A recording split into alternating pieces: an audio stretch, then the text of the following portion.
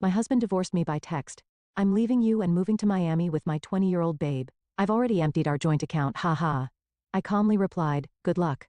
When he realized what I'd done, 'twas already too late. The text arrived between helping customers at my boutique. I'm leaving you and moving to Miami with my 20-year-old girlfriend. I've already emptied our joint account. My hands didn't shake as I read it. My voice didn't waver as I helped Mrs. Peterson pick out a scarf.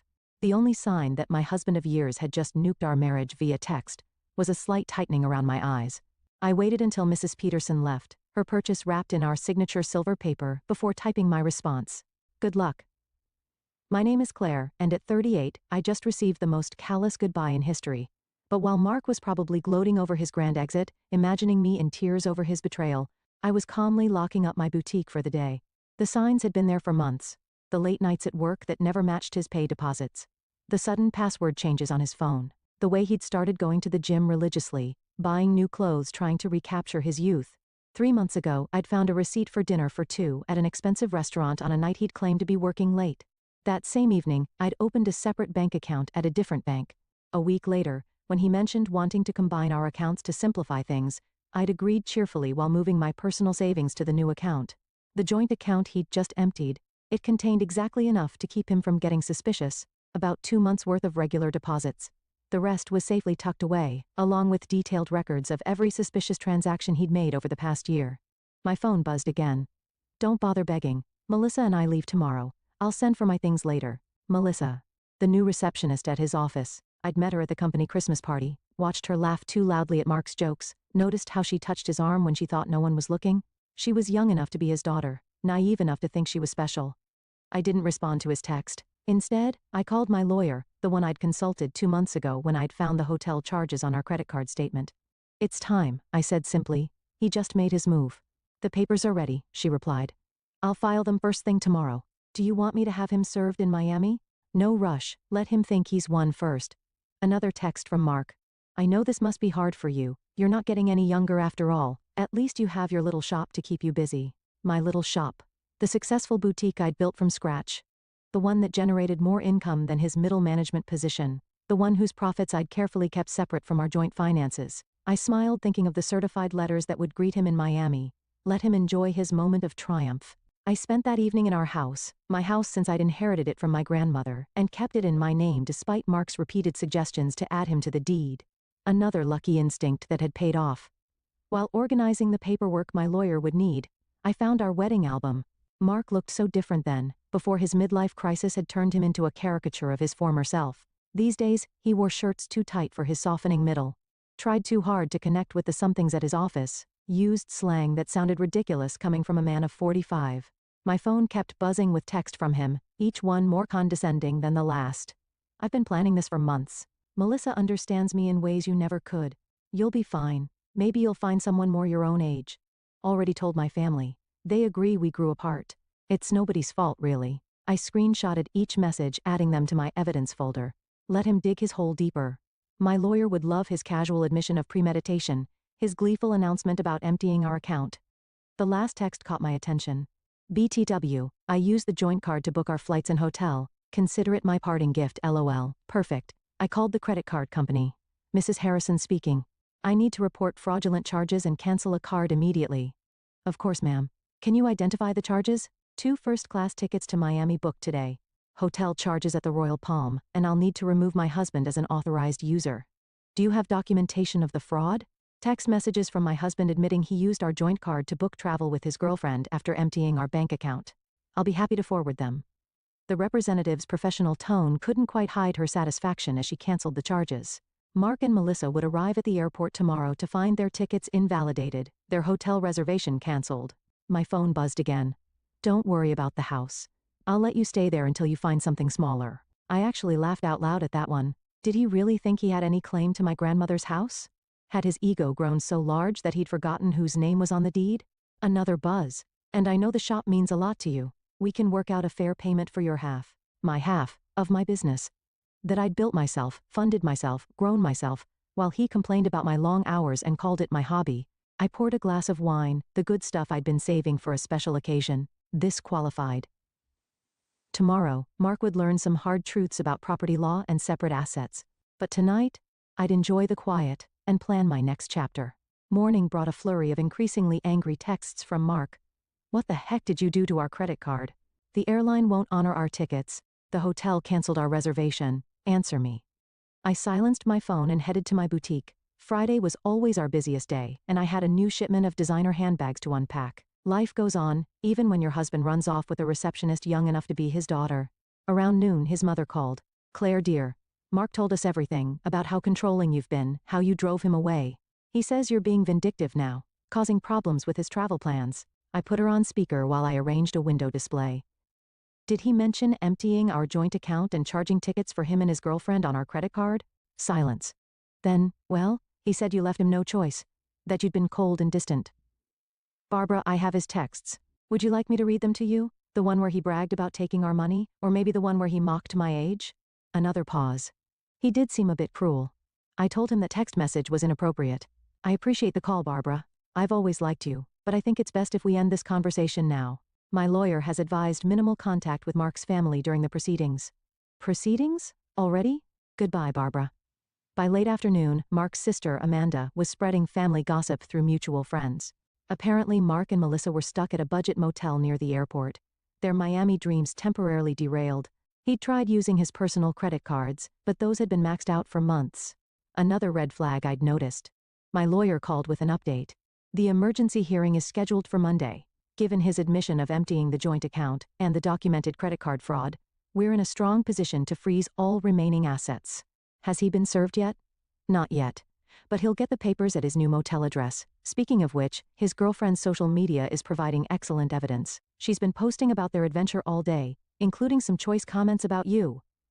I smiled thinking of my own documentation, a year's worth of suspicious charges, hotel receipts, text messages that proved premeditation. Mark had been so focused on his grand escape that he'd never considered I might be watching, waiting, preparing. My phone buzzed with another text. You think you're so smart. But I made copies of all the boutique's financial records. Half that business is mine. I forwarded the text to my lawyer, adding it to the growing file of Mark's mistakes. Let him learn the hard way about separate assets and business ownership. Sometimes the best revenge is simply being prepared. The emergency hearing on Monday was everything I could have hoped for. Mark showed up in his new young wardrobe. Designer jeans too tight for his age, a blazer that screamed midlife crisis. Melissa waited outside, her youth painfully obvious under the harsh courthouse lighting. My lawyer presented our evidence methodically. Mark's gleeful text about emptying our account, his credit card fraud, his documented history of hidden expenses. Each piece carefully collected over months of quiet observation. Your Honor. Mark's hastily hired lawyer attempted. My client admits to some rash decisions, but Mrs. Harrison's actions have been vindictive and calculating. Calculating? My lawyer countered. You mean prudent? My client protected her separate assets and maintained detailed records of her husband's suspicious behavior. That's not vindictive, that's smart business. The judge reviewed my documentation, the separate property deed to the house, the boutique's incorporation papers in my name only, the careful separation of business and personal finances that Mark had always complained about. Mr. Harrison, the judge addressed Mark directly. You admitted via text message to deliberately emptying a joint account and using shared credit cards to fund a trip with your girlfriend. Do you deny this? Mark shifted uncomfortably. I was just trying to make a clean break. By committing financial fraud? The judge raised an eyebrow. And now you're claiming rights to property that documentation shows is clearly separate from marital assets? The business grew during our marriage. Mark's lawyer tried again. My client is entitled to the business was established before the marriage. My lawyer interrupted. And Mrs. Harrison maintains strict separation of business and personal finances throughout. We have documentation of every penny invested and earned. I watched Mark's face as reality started sinking in. He thought this would be easy. Empty our accounts, run off with his girlfriend, maybe claim half my business in the divorce. He'd never bothered to understand my insistence on keeping things separate, had mocked my careful bookkeeping as obsessive. The court finds sufficient evidence of financial misconduct, the judge announced. All shared assets are frozen pending final dissolution. Mr. Harrison is ordered to return any funds removed from joint accounts within 24 hours. But that money's gone, Mark protested. We spent it on. Then I suggest you find a way to replace it. The judge cut him off. And Mr. Harrison? The court takes a very dim view of using shared credit cards to fund adventures with paramours. Outside the courthouse, I heard Melissa asking Mark about their Miami plans. His response was lost in the sound of my heels clicking confidently across the marble floor, heading back to the business he'd never understood or respected. At the next few weeks brought a string of increasingly desperate moves from Mark. He tried claiming the boutique had been his idea, He remembered investing money in its early days. He even suggested he'd been my business partner all along, claims quickly disproven by my meticulous records. He's getting desperate, my lawyer observed. His girlfriend's social media shows they're staying at her studio apartment now. Apparently, living on a receptionist's salary isn't quite the glamorous escape he imagined. Mark's family started reaching out, their tone markedly different from their initial accusations. We had no idea, his sister Amanda admitted. He told us you'd been cold, controlling, that he needed to escape. But then we saw his texts, the way he bragged about taking your money. That's not the brother I thought I knew. His mother called again, this time in tears. The things he said about your age, about replacing you with someone younger, I raised him better than that. I thought I did anyway. I let their calls go to voicemail. Their support might have meant something weeks ago, but now it felt like rats deserting a sinking ship. The boutique thrived, ironically boosted by local gossip about my situation. Women started coming in specifically to show support, often leaving with far more than they'd planned to buy. My ex tried something similar. One customer confided while buying a designer handbag. Thought he'd take everything in the divorce. Men like that never expect us to be smarter than them.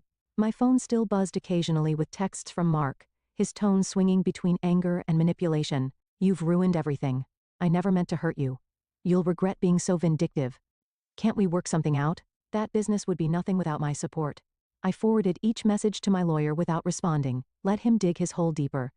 Through the grapevine, I heard Melissa was having second thoughts. Apparently, sharing her studio apartment with a middle-aged man who couldn't afford his own place wasn't the romantic adventure she'd imagined. The age gap that had seemed exciting during secret hotel meetings felt different in the harsh light of reality. She posted about toxic relationships and learning from mistakes yesterday, my lawyer mentioned during an update call, and removed her relationship status this morning. I almost felt sorry for Mark, almost. But then I remembered his after telling me he'd emptied our account. The casual cruelty of his comments about my age. The way he'd assumed I'd be helpless without him. Instead of pity, I felt something else. Pride. Pride in my foresight, in my quiet strength, in my ability to protect myself while he underestimated me. The final divorce hearing painted a very different picture from Mark's imagined triumph. Gone was his cocky attitude, replaced by barely concealed panic. Melissa was noticeably absent. She'd moved on to a CO worker her own age, according to office gossip. Mark had shown up in his old clothes. The designer wardrobe apparently returned to help repay the joint account he'd emptied. His lawyer looked tired, probably from trying to find loopholes in my documented separation of assets. Your Honor, Mark's lawyer attempted one last time. Despite the separate property documentation, my client contributed to the growth of his wife's business through moral support. And moral support? My lawyer interrupted. Like these text messages belittling Mrs. Harrison's business as a little shop, or these social media posts calling it her hobby? The judge had clearly seen enough. The final settlement reflected my careful planning.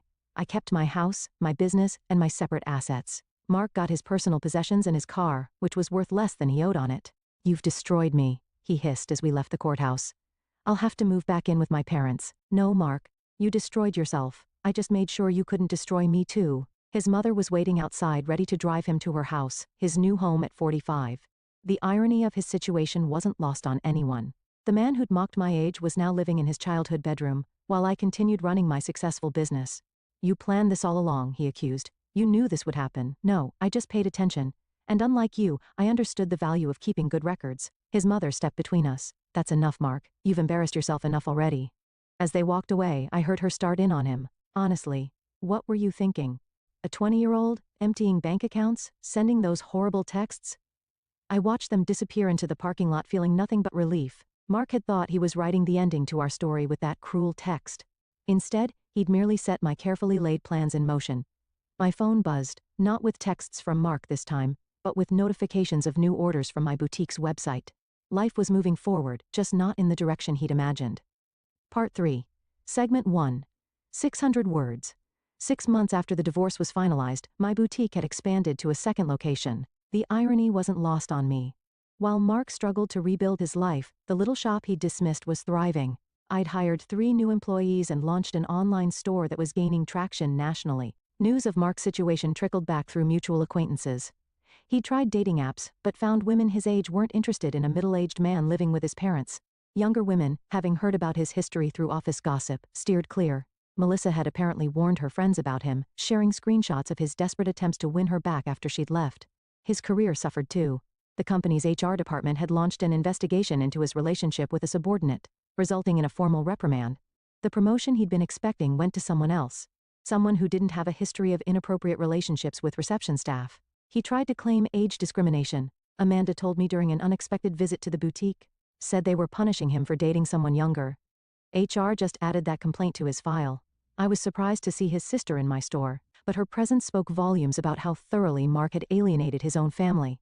I know we didn't support you at first, she admitted, running her fingers over a silk scarf. He played the victim so well, but watching how he handled everything, how he acted afterward, I'm ashamed we ever believed him. My lawyer kept me updated on Mark's continued attempts to challenge the divorce settlement. Each petition was denied. His claims of unfair distribution dismissed based on the evidence of his own actions. He actually tried arguing that his text about emptying the account was just a joke, she told me, laughing. The judge asked if made theft less illegal. The boutique's success brought unexpected validation. Local business magazines wanted to feature my story, not as a scorned wife, but as a savvy businesswoman who'd protected her interests. Young entrepreneurs asked for advice about keeping business and personal finances separate. The best protection is preparation, I told one young woman who reminded me of Melissa, and always trust your instincts. Mark's mother called occasionally, usually after he'd done something particularly self-destructive. He'd tried online gambling, hoping for a quick fix to his financial problems. He'd gotten involved with a pyramid scheme that promised fast returns. Each attempt to recover his former lifestyle just dug him deeper into trouble. I don't know where we went wrong with him. She sighed during one call. His father and I offered to help him get back on his feet if he'd just take responsibility for his actions. But he's still blaming everyone else. You, Melissa, his company, the judge. I listened politely but maintained my distance. Their family drama wasn't my problem anymore. My life had moved forward, filled with plans for a third boutique location and a possible expansion into luxury accessories. The only reminder of Mark's impact on my life was a framed screenshot hanging in my office, his final text before I blocked his number. Have fun with your little shop, at least it'll keep you busy in your old age. Below it sat my latest business award, proof that sometimes the best revenge is simply succeeding on your own terms. 1 year after the divorce, I hosted a grand opening for my third boutique location. The event attracted local media, and the story they wanted to tell wasn't about my failed marriage. It was about a successful businesswoman expanding her brand. Mark's betrayal had become a mere footnote in my success story. During the event, Melissa unexpectedly walked in. She looked younger than ever. Or maybe I just felt that much stronger. She shifted uncomfortably, clutching her purse like a shield. I owe you an apology, she said quietly. I believed everything he told me, about how you were cold, controlling, how you didn't support his dreams. Then I watched him try the same manipulation tactics on me when things got tough. I continued arranging a display of designer sunglasses. Those weren't his dreams, Melissa. They were escapes. There's a difference, I know that now. She paused, then added, he tried to move in when you froze the accounts. Thought my studio apartment would be temporary. After 2 weeks of him complaining about the size of my closet and suggesting I take out a loan for a bigger place, I understood what you meant about the difference between dreams and escapes. I actually laughed at that. Let me guess. He had big plans but no way to fund them? Exactly. Everything was going to work out once his investments paid off, once he got that promotion, once his cryptocurrency definitely increased in value. She shook her head. I'm dating someone my own age now. We have student loans and a small apartment, but at least we're building something real. After she left, my assistant manager whispered, "Was that the girlfriend?" "No," I replied. "That was just another woman who learned the same lesson I did." Speaking of lessons, I gestured to a young couple examining our designer handbags. "Let's talk about your idea for expanding our accessories line."